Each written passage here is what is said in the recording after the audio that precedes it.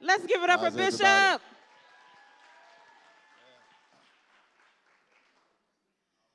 So we're going to jump right into it, and he is just getting here. So we appreciate you coming to H-Town, and most importantly, to St. John's downtown. It's good to be here. It's good to be here. So on behalf of Dr. Michael Bowie, who is standing over there, he's the National Executive Director for Strengthening the Black Church for the 21st Century. And I'm just so excited that you're here. And I know Pastor Tiffany, who is the senior pastor here at St. John's, and on behalf of all of their staff and team members that's made this evening possible, we want to thank you for coming. Oh, it's easy. It's easy. And we are in a full day of a conference called Shift Happens, and we've been talking all day long about emotional, mental wellness and health for pastors and leaders who've been in this work. You're looking at pastors who pastor United Methodist churches all over this country, from Nashville, Tennessee, to California, Kansas City, Oklahoma, Louisiana, Wichita, just all over the place. They've come in, and we have a small, intimate group that we're pouring into to start the new year off. That's cool. So leaders, last year, a really good friend and brother and business partner of mine, Myron Williams, we were working on a project for the Dallas Symphony Orchestra, and he was rushing. He was like, I have to get with Bishop. We're getting ready to go on a sabbatical. I said, oh, you're going on a sabbatical? He said, no, the whole church. The whole church, the volunteers, the parking lot attendants, the ushers, we shutting the church down in August 2023, the entire church. Bishop said we all need a reset.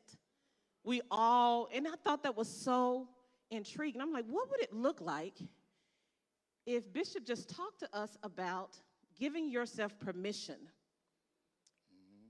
to have your own self-care in leadership? And what does that look like, Bishop? Well, allow me to be as transparent as I possibly can. I've been in ministry now. This is going on preaching for 36 years. And out of those 36 years, 25 of them, I was on a plane 4 days a week. I have over 7 million frequent flyer miles on Delta Airlines alone. I was in 4 cities every week, and I preached on every continent, probably with the exception, if it wasn't preaching, it was music, with the exception of Russia. So I was constantly going.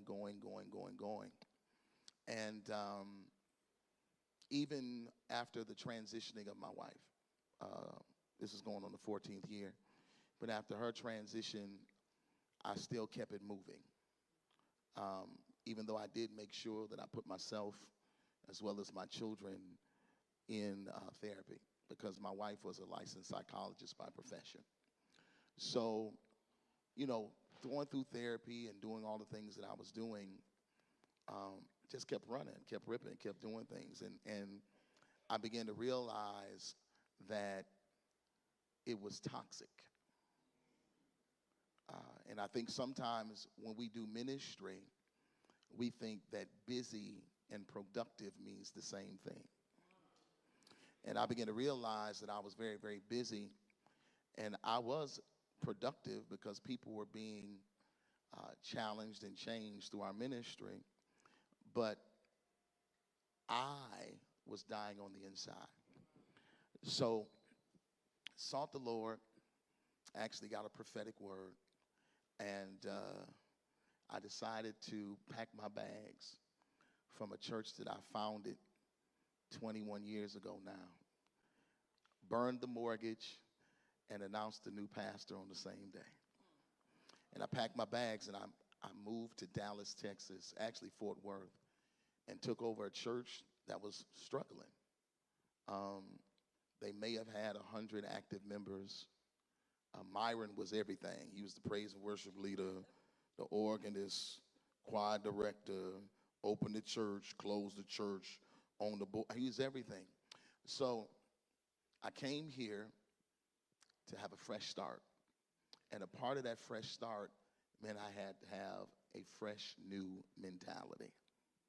And I read in the Word of God where it talks about how Jesus would often steal away for a time of prayer and rest. And I'm like, wow, if Jesus, who was God in the flesh, knew that there was a necessity for us to steal away, why don't we do it? Why do we think as ministry gives that we have to consistently give our lives to the people? And I know the reason why is because we're so overly concerned about the budget, as well as we know that if our members don't see our car in our parking space, they may drive to the church. But if they don't see their pastor, they drive past the church. So I made a conscious decision, and I just literally said, this ain't my church. This is his church. And if he, God, could take time away, I should do the same. So after 25 years of being on a plane 4 days a week, and after 35 years of ministering across this entire world, I said, I'm going away. But I prepared my church. I began to talk about it in February. I let them know in advance that, for us to be able to take off in August, there's a specific number that I have to see in order for us to be able to do it. And when I say number, I mean in the bank. I'm not just going to walk away and come back and be more stressed because we're not able to meet our financial obligations. So I planned it. I sat with our CFO. We went through it all. And my thing is wait a minute. We're a hybrid ministry anyway, because I haven't gone back to like regular Bible study. My Bible study will forever be virtual. And I know y'all, I can't wait to get back to the church. Well, I can. I can wait. So what I did is I kept my church hybrid. Sundays, we're in the sanctuary. Tuesday night Bible study is virtual. Why in the world would I come to the church for 100 to 200 people when I got 10,000 watching me online? It's a waste of time just so I can have people sitting in the building, and it's cost effective. So I don't have to worry about having the lights cut on and having anybody at the church and that I got to pay and all that. So we stayed hybrid. So my conversation with my leaders was, we just came out of COVID. Y'all was at home for 2 years. Y'all can't stay home 4 weeks? It's just 4 more weeks. And they was like, you know what? This make all the sense in the world. And I made sure I set it up so all my staff, they were paid for those 4 weeks. Everybody that worked at the church, they were paid for those 4 weeks. All of my members, if you're going on vacation, just make sure you pay your tithe and give your offering. Do all the things that you need to do like you would normally do if we was in the sanctuary. The only difference is that you're on a cyber sanctuary and you're at the house. And they did it. They went on vacation. Our money didn't go down. And when it did go down, we realized that it went down in the area of people who give in the sanctuary. So the only area that we struggled in was for those who don't give electronically. But 85 to 90% of my church gives electronically. So it's needed. It's needed. We need to come away. We need to have a time of reprieve. And I think the older that I get, because I'm not old, let me be perfectly clear. No, we're not old. But I think the older that I get, I understand the necessity for certain things, especially in ministry, because people will wear you out if you let them. And one of the greatest lessons I've ever learned, because she just asked me one question, I'm all over the place. But one of the greatest lessons I've learned was my second year in my pastorate. My second year in my pastorate, I was dealing with a major issue with one of the individuals in my church who was actually the first member of my church. And I was trying to figure out how to deal with this particular situation. And there was this very prominent preacher that came. Thankfully, I had some great relationships back then. And this very prominent preacher came, and he was preaching at my church. And he said these words to me, and this is going to deliver at least 27 of y'all tonight. At least 27. He said to me, he said, Marvin, do you know why Moses didn't make it into the promised land? I said, yeah, I know why. I said, the reason why he didn't make it to the promised land is because God told him to do one thing to the rock, and he did another thing to the rock. He said, no, sir, that's not why he didn't make it into the promised land. He said, the reason why Moses didn't make it into the promised land is because he loved the people more than he loved the promise. Watch this, because every time God said that he was going to kill them, Moses would advocate.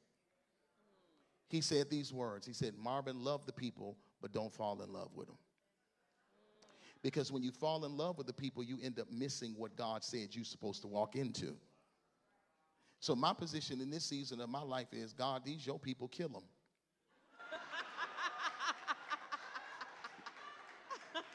Y'all don't like this.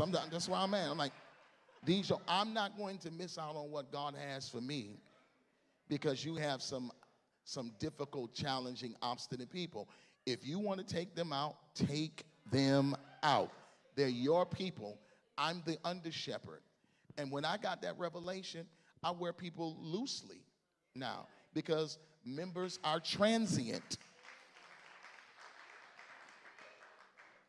It's only 4 seasons in a year. Some of y'all have been to so many, the Lord has just changed, my season is up here. It's only 4 seasons in a year. You done had 28 different seasons because you done gone to this church and that church and that church. And it's a sin and a shame. So what I do is I wear people loosely now. I've always been that way for actually 21 years. My thing is, okay, they come here, they may stay here for 5 years, they may leave. You know, when they leave, they never leave right. They always leave angry, and it's usually the people that you didn't take care of the most that leave wrong, and it's fine. And the reason why I'm cool with it, and I don't get an attitude about it, because I love you, but I refuse to fall in love with you. So that's a whole litany of stuff. Yeah. One of the things that we're going to be doing tomorrow with the leaders is what we call collab labs. Right. In our collab labs, what we do is try to have best practices, demonstrations, and teaching around different areas. We're going to be talking about social justice in the church, and we're going to talk about church financing and fundraising and those types of things. And we're also going to talk about how to create spaces to engage all people, including our queer community. But I want to talk to you about the collaboration in worship. You know, what does the collaboration look like with your staff, with your worship team, in terms of how you bring to life a worship experience? Of course, New Year's Eve, I'm sitting in your church, and I'm thinking, this is fire, fire, fire. What does that look like in terms of how do you collab with them? What are your staff meetings like, and how do you create that? Strangely enough, because I am musical, and because I have somebody that I have on my staff that is musical, I allow them to do what they do. And not only do I allow them to do what they do, but because I allow them to do what they do, it allows me to be able to come in and fill in and or fit in where it's needed and necessary, or sometimes it's not needed. Sometimes it's not necessary. I was blessed when I came to the Fort Worth area to have a Myron Williams. Even though a lot of people don't know, Myron and I have worked with each other for years. Myron actually wrote one of my biggest hits and it was like 20-some years ago. You ever heard the song, One Thing That I Desire of the Lord, Devil I Seek After? Myron wrote that song for me some 20-plus years ago. So having him as a international gift who really understands how to flow, it's just a great blessing to me. I've never been in a church where I wasn't the best singer. This is the first time I've been in a church in my entire life that I'm not the best singer in my church. And I love it because I don't have to sing. I can literally focus on, studying, preaching, and teaching the gospel of Jesus Christ. But then one of the things I do bring to the table, it's really, I'm going to say like this, is unfair. It's really unfair because I bring that balance where if Myron is and the team, they're sharing music that's, extremely contemporary. And I'm looking around and I'm looking at the mothers of my church and I'm looking at my senior members and they are listening but not engaged. I will make sure I shift it. Okay, now that we done sang this stuff for the younger crowd, the 40 and under, let me go over here and stand in front of the mothers and my senior deacons and sing something they know. My mind is made up. And then as soon as I get there, they right on it, baby. They right on it. So it's really unfair. But let me tell you what I would suggest, though. I do suggest that you have conversations with music ministry because of the simple fact that I think in this season, many individuals who function in music ministry don't understand the concept of what that collaboration looks like. Meaning, the responsibility of those gifts that share musically before the preaching of the Word of God, their job is to literally to prepare the ground of the people's hearts so that when the seed of the Word is sown, that it doesn't fall upon stony nor thorny ground, but that it falls upon fresh ground where it may be cultivated and grow. They need to understand that they are nothing but spiritual rototillers. And their responsibility is to get all the junk out the way so that when the man or woman of God stands up before the people, all they should have to say is Jesus. And deliverance should break out in the church.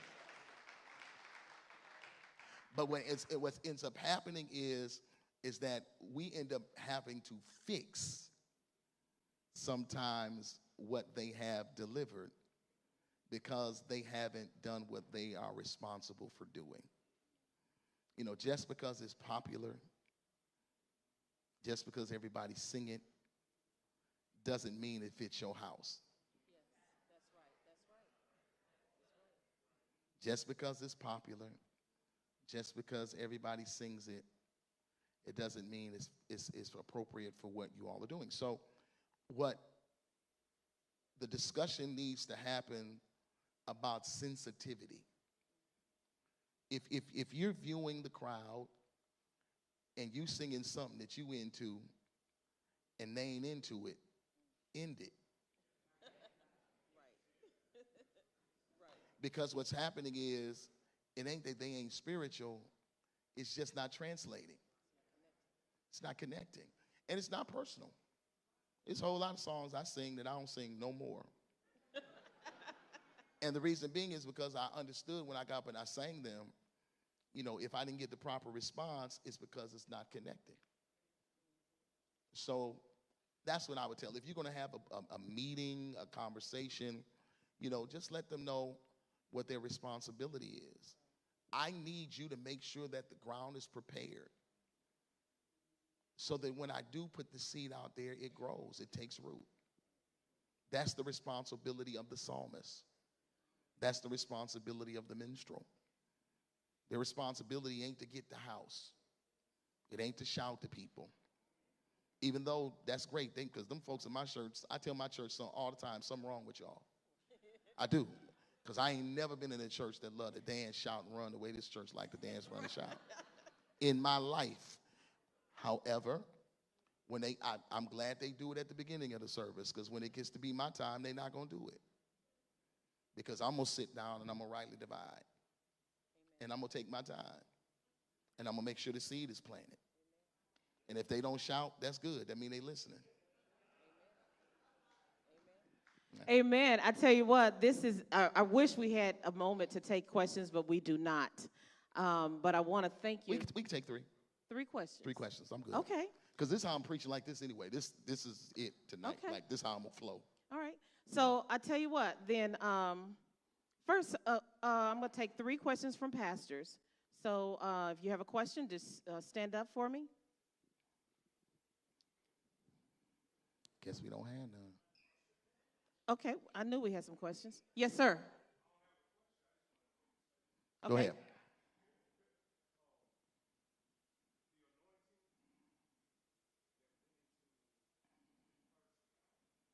Thirsty.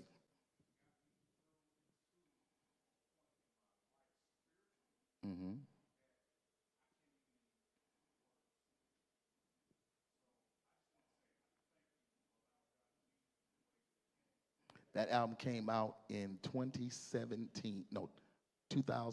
I think. Thirsty came out in 2007. You old, bro. Yeah. Yeah, you are younger than me. You are. Younger than me. Amen. One Yes, question? sir.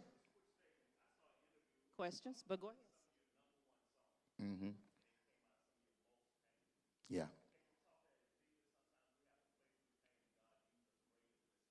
Wow. Um, every hit I ever wrote, I had to take a hit.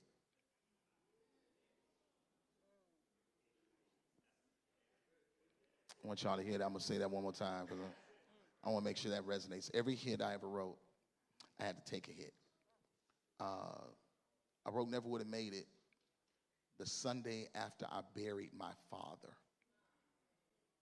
It just happened in a worship service. I came to my church. I don't know what made me think I was going to be strong enough to preach. I buried him on a Thursday. Came to my church, walked in the sanctuary. Everything was normal. I broke down crying. A lady, a member of my church, actually came up to me and said, "Ooh, I've been going through all week, Bishop." I showed her. It wasn't Bishop, it was his Pastor Marvin. I need a word from the Lord. And I'm thinking to myself, don't this heifer know? And so y'all don't, I'm sorry, they don't know me. Okay. So I'm like, don't she know I just buried my dad? But she needed a word. And there was a song that I wrote called I Praise You. It was an up-tempo song we sang every year, every Sunday. And this particular Sunday, I stopped them from singing it. And I just stood up and I started singing those words. I never would have made it. Never could have made it without you. God, I'd have lost my mind. But now I see how you've been there for me. And after this, I'm going to be stronger. I'm going to be wiser. I'm going to be better. And here's facts. I didn't want to record it. The only reason why people heard that song is because of my late wife. My late wife would say to me all the time, "Baby, you need to record this song." And I told her all the time, it's not a whole song. And God gave this to me so that I can get through this difficult moment. I'd walk around the house just singing it. And she said, "Baby, I'm telling you, this is the one. You need to record it." And I was like, "You don't do music, I do music." And I did something crazy. I used to do this every year. I would go do a revival the week of my live recordings. It don't make sense. I'm out preaching for 7 days someplace while they rehearsing, and I'm coming back. I was like, well, I know the songs. I wrote them, so I don't need to rehearse. I came back to town, and my wife and my producer, Aaron Lindsay, was sitting in the church that we were recording at. And Aaron said, "Hey, man, Lynn telling me about this song Never Would Have Made It." I was like, "I've already told her I'm not doing this." And she said, "I'm the executive producer of this record," which she was. "I'm the executive producer of this video, and I'm overruling you. You're going to sing this song."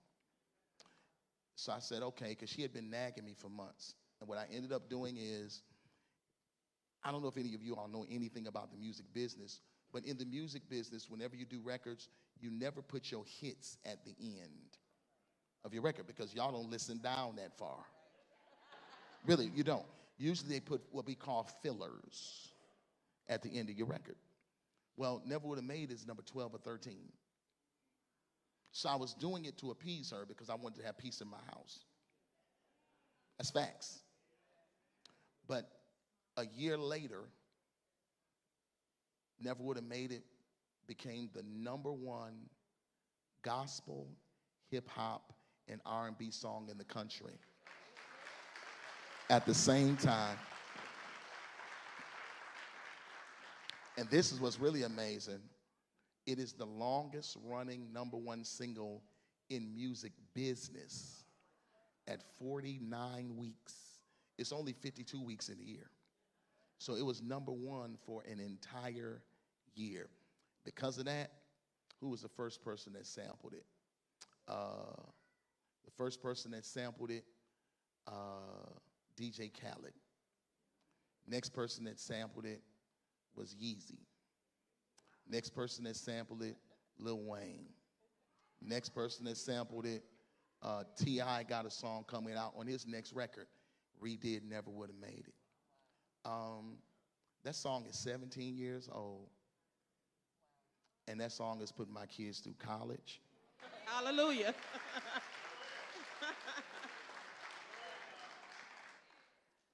So I took a hit to get that. When my wife went home to be with the Lord, I wrote a song called My Testimony. I wrote that song maybe 6 months after she passed, and that was the first time I'd heard the voice of God again. I was in Atlanta, Georgia. My brother was preaching, and he said something in this sermon, and I started hearing the voice of God again. So myself and Aaron Lindsay, because I was there at a conference with him, jumped in the car, went to Walmart, bought a Casio keyboard, kept a receipt because I was taking it back. And we got to my hotel at the Ritz-Carlton in Atlanta. And while we were at the hotel, I'm crying in the floor profusely. And he looked at me and said, Marvin, you're going to get through this. And once you get through it, what are you going to tell the people about your experience? And while he was playing, I just started singing, I'm so glad I made it. I made it through. In spite of the storm and rain, heartache and pain, I'm still alive, declaring that I made it through. I didn't lose. I experienced some loss at a major cost, but I never lost faith in you. So if you see me cry, it's just a sign I'm still alive. I got some scars. And just like I'm telling y'all, like now, I sang the song straight out like that. And afterwards, me and him, we cried and cried and cried. So, I mean, like, but I did tell God this. I told him I don't want no more hits. I'm good. I'm good. Because I don't want to have to take no more hits. I don't know if I'm emotionally, I ain't going to say I don't know. I'm not emotionally. I don't want it. The things that I had to go through for y'all, because them songs ain't even my favorite songs. And that's facts. You know, I appreciate Never Would Have Made It, because, you know, whenever they call me, because, you know, when they sample your stuff, you get a portion of the check, you know. So they's like, you don't have a problem with that? No, because, see, while y'all hearing it, all I hear is ching, ching, ching, ching, ching. So, yeah, man, I'm good on hits. I just keep singing the ones y'all enjoy hearing. Yeah. We're going to take one more question, and then I want to introduce you to someone. He's standing up in the back. He's standing up in the back. I see you, man of God. Mm-hmm.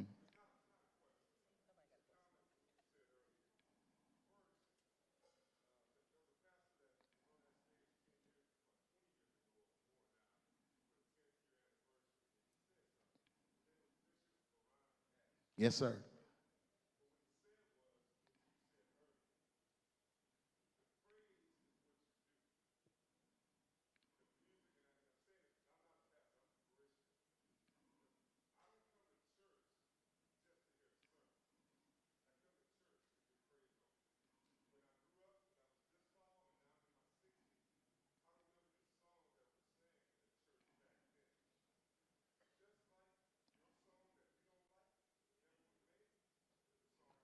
I don't say I don't like it. I just say it ain't one of my it ain't my favorite song.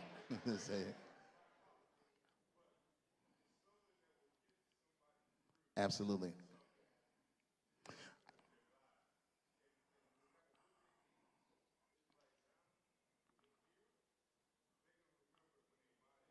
I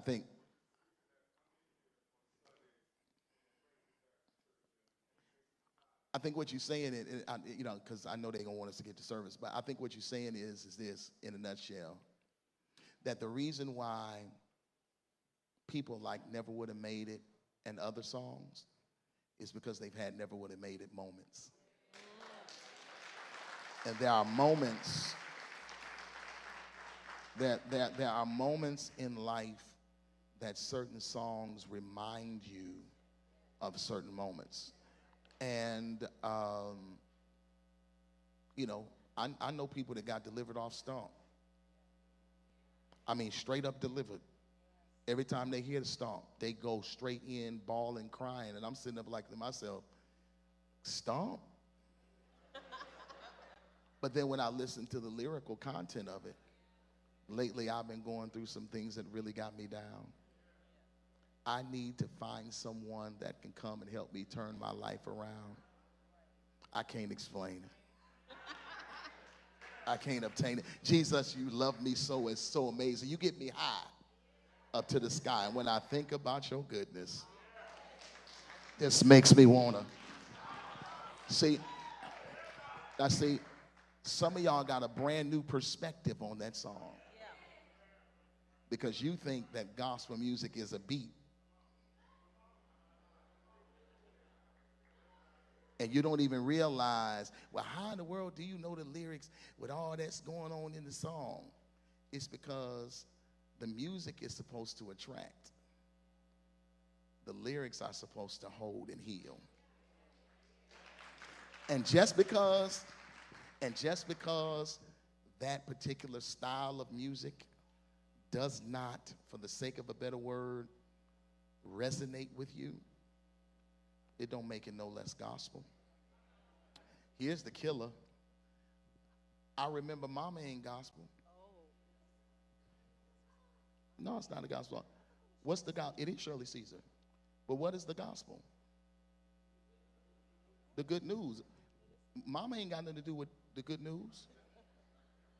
It's not a gospel song. It's a gospel artist singing a song about the remembrance of her mother in a very real way. I ain't hating on it. That may be your jam, but that ain't the gospel. The gospel is the good news of Jesus Christ. See, some of y'all mad because Shirley y'all girl. See, y'all, Shirley y'all girl. But it's a whole lot of songs out here that's being sung that are gospel, and then there are traditional songs we listen to that ain't. Because the gospel is the good news of Jesus Christ. If they ain't singing about Jesus, it ain't the gospel. Let's give it up for Bishop Sapp in this conversation.